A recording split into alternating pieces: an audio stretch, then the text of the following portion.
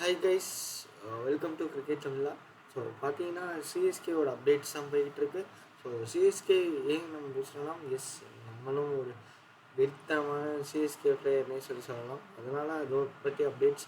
அது மட்டும் இல்லாமல் வந்து பார்த்திங்கன்னா ஐபிஎல்னு எடுத்துக்கிட்டிங்கனாலே ஒரு ஹாட் டீம் அப்படின்னு பார்த்திங்கன்னா நம்ம சிஎஸ்கேவாக தான் இருக்குது. ஸோ அதனாலையுமே அவங்கள பற்றின ஒரு அப்டேட்ஸ் வந்து ரெகுலராக வந்துகிட்டே இருக்குது. ஸோ அஃபிஷியலாகவே நிறைய நியூஸஸ் வந்து டீம் மேனேஜ்மெண்ட் சைட்லேருந்து எல்லா சோஷியல் மீடியா நெட்ஒர்க்லேயுமே வந்துட்டு தான் இருக்குது. அந்த விதத்தில் வந்து பார்த்திங்கன்னா நெக்ஸ்ட் யார், அப்படி எந்த பிளேயரை பற்றி பேசலாம் அப்படின்ற மாதிரி பார்க்கும்போது இந்த பிளேயர் தான் நம்ம சொல்லிட்டு இருக்கோம், Sameer Rizvi. So auction day அன்னைக்கு வந்து பெருசாக நம்ம நிறையா பேர் எடுத்திருந்தாலுமே இவர் one of the important players to note. So அதாவது Rachin Ravindra, Mitchell Marshall, Daryl மிச்செல்லாமே நம்ம எடுத்திருந்தோம். ஸோ இவங்க எல்லாமே எடுக்கும்போது இதே ரேஞ்சுக்கு ஒருத்தரையும் எடுத்திருக்காங்க அப்படின்னு பார்த்தீங்கன்னா இவராக தான் இருந்தார். ஸோ ரமீர் ரிஷ்வி சொல்லப்போனால் செகண்ட் ஹையஸ்ட்டாகவே நம்ம பிட் பண்ணி எடுத்தது வந்து இவர் தான். ஸோ அந்த விதத்தில் வந்து பார்த்திங்கன்னா ஏன் இவருக்கு எவ்வளோ அமௌண்ட் நீங்கள் போட்டிருக்கீங்க அப்படின்னு பார்த்தீங்கன்னா, இப்போ இல்லை, இதுக்கு முன்னாடியே வந்து இவர் நல்லா தான் விளையாட ஆரம்பிச்சிருந்தார். ஸோ அதாவது ஆப்ஷனுக்கு முன்னாடியே, அதனால தான் இவரை சிஎஸ்கே ஆப்ஷனில் அவ்வளோ தூக்குனாங்க. ஸோ யூபியில் தான் இருந்து வந்திருக்காரு. ஸோ அங்கேருந்து தான் சுரேஷ் ரெய்னாவுமே வந்திருந்தார். ஸோ சுரேஷ் ரெய்னா மாதிரியே தான் இவரும் விளையாட போகிறாரு, விளையாண்டுட்டு இருக்காரு. ஏன்னா ஃபீல்டிங்கில் சுரேஷ் ரெய்னா கிட்ட எந்த ஒரு கேட்ச் இருந்தாலும் விடவே மாட்டார். அதே மாதிரி தான் இவரும். அண்ட் அதே மாதிரி பேட்டிங்கில் வந்து பார்த்திங்கன்னா right handed batsman. So right handed Suresh ரெய்னானே சொல்ல ஆரம்பிச்சிட்டாங்க. ஸோ அடித்தா 6 அப்படின்ற மாதிரி தான் அடித்து கிளிப்பாகிறாமா. அண்ட் அது மட்டும் இல்லாமல் யூபியில் வந்து பார்த்திங்கன்னா, அதாவது உத்தரப்பிரதேசில் பார்த்திங்கன்னா லோக்கல் டோர்னமெண்ட் போயிட்டுருக்கு. அந்த டோர்னமெண்ட்லேயுமே நல்லா தான் விளையாண்டுருக்காரு. ரீசெண்டாக நடந்த லோக்கல் டோர்னமெண்ட். ஸோ அதுலேயுமே நல்லா விளையாண்டுருக்காரு. அண்ட் அதுக்கப்புறமா வந்து பார்த்திங்கன்னா முக்கியமாக வந்து பார்த்திங்கன்னா சிகே நாயுடு ட்ராஃபின்னு சொல்லிட்டு நம்ம ரஞ்சி ட்ராஃபி மாதிரி இல்லைனாலும் ஓரளவுக்கு அண்டர்-23 அப்படின்ற ஏஜ் குரூப்பில் இருக்க பிளேயர்ஸ் எல்லாமே வச்சு விளையாடுறாங்க. எல்லா ஸ்டேட்டுமே விளையாண்டுட்டு இருக்காங்க. அதில் வந்து பார்த்திங்கன்னா இவர் செமிஃபைனல்ஸில் ஒரு 100 அடிச்சிருக்காரு. ஸோ சாதாரண விஷயம் இல்லை. டீமை தூக்கிட்டு வந்து செமிஃபைனல்ஸ் வரைக்கும் வரதே பெரிய விஷயம். அதுலேயுமே தனியால் நின்று அடியடின்னு அடித்து வின் பண்ணி கொடுத்து ஃபைனல்ஸ்க்கு கூப்பிட்டுட்டு போயிட்டார். ஸோ அந்த மேட்ச் வந்து பார்த்திங்கன்னா 10th மார்ச்சில் நடக்குது. ஸோ எந்த ஒரு ஓடிடிலையும் ஸ்ட்ரீம் ஆகலை. பட் ஸ்கோர் அப்டேட்ஸ் மட்டும் நம்ம ரெகுலராக வாட்ச் பண்ணுற ஸ்கோர் ஆப்லேயே போய் பார்த்துக்கலாம் நம்ம. அண்ட் அதில் வந்து பார்த்திங்கன்னா இவர் 10th மார்ச்சில் நடக்குதுன்னு நான் சொல்லியிருந்தேன். ஸோ இது ஒரு டெஸ்ட் ஃபார்மேட்டில் இந்த சீரீஸ் நடந்துகிட்ருக்கு. ஸோ டெஸ்ட் ஃபார்மேட்னால் 5 நாளாவது மினிமம் ஆகும். ஸோ எல்லா நாளும் விளையாடும் போது பார்த்திங்கன்னா 5 நாள் ஆகிடும்.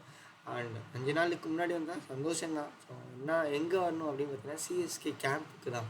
ஸோ சிஎஸ்கே ப்ராக்டிஸ் கேம்பை ஸ்டார்ட் பண்ணிட்டாங்க. ஸோ அங்கே வந்து பார்த்திங்கன்னா எல்லாருமே விளையாட ஆரம்பிச்சுட்டு தான் இருக்காங்க. ஸோ அதாவது டொமஸ்டிக் பிளேயர்ஸ் எல்லாமே ஸ்டார்ட் பண்ணிட்டாங்க. ஸோ நம்ம ருத்துராஜும் உள்ளே வந்திருந்தார். ஸோ ருத்துராஜோட ஃபார்மேட்டுமே செமையாக தான் இருக்குது.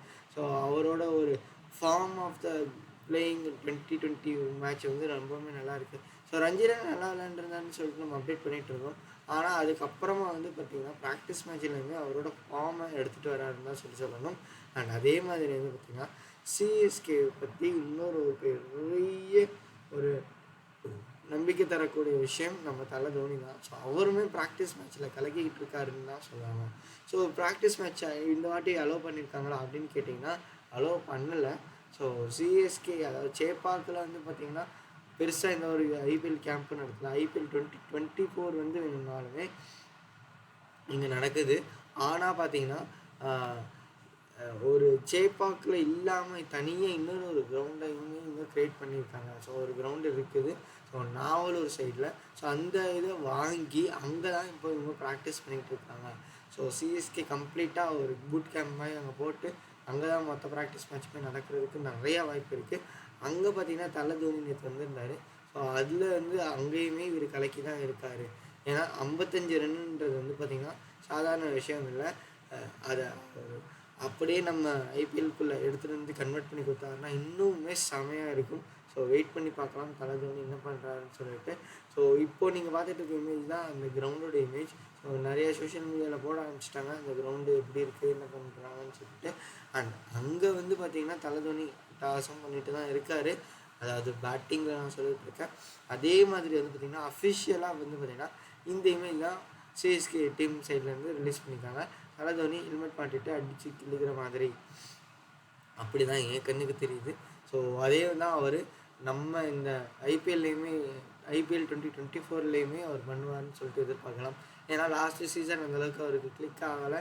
அண்ட் மைட் பி லாஸ்ட்டு சீசனாகவே அவருக்கு இருக்கலாம் ஆஸ் அ கேப்டனாக, ஒரு சிஎஸ்கே பிளேயராக வந்து மேபி லாஸ்ட் மேட்சாக கூட இருக்கலாம், அதாவது லாஸ்ட்டு சீசனாக கூட இருக்கலாம். ஆனால் எனக்கு பொறுத்த வரைக்கும் வந்து பார்த்திங்கன்னா நிறைய லீக்ஸ் எல்லாமே என்ன சொல்கிறாங்க அப்படின்னு பார்த்தீங்கன்னா, ஒரு சில பிளேயர்ஸ்கிட்ட இன்டர்வியூ பண்ணும்போது தலதோனி வந்து இன்னும் எத்தனை வருஷம் விளையாடுவார் அப்படின்னு கேட்கும்போது, அவருக்கு நாங்கள் கூட விளையாடும்போது பார்த்திங்கன்னா அவர் ஒரு யங் பேட்ஸ்மேன் மாதிரி தான் தெரிகிறாரு. ஸோ ரீசெண்டாக கரண்ட்டாக மேட்ச் விளையாண்டுட்டு இருக்க மாதிரி ஒரு பிளேயராக தான் தெரிகிறாரு அப்படின்னு சொல்லிட்டு சொல்லியிருக்காங்க. ஸோ அந்த விதத்தில் வந்து பார்க்கும்போது பார்த்திங்கன்னா 42 வயசு ஆனாலுமே அவரோட பேட்டிங் ஸ்டைலும் சரி, அட்டாக்கிங் மோடும் சரி நல்லாவே தான் இருக்குது. ஸோ அதே தான் இந்த சீசன்லேயுமே வெளிப்படும்னு சொல்லிட்டு நான் வெயிட் பண்ணி பார்த்துட்ருக்கேன். ஸோ நீங்கள் என்ன நினைக்கிறீங்கன்னு சொல்லிட்டு கமெண்ட் செக்ஷனில் சொல்லுங்கள். அண்ட் வீடியோ பிடிச்சிருந்துச்சுன்னா லைக் கொடுங்க.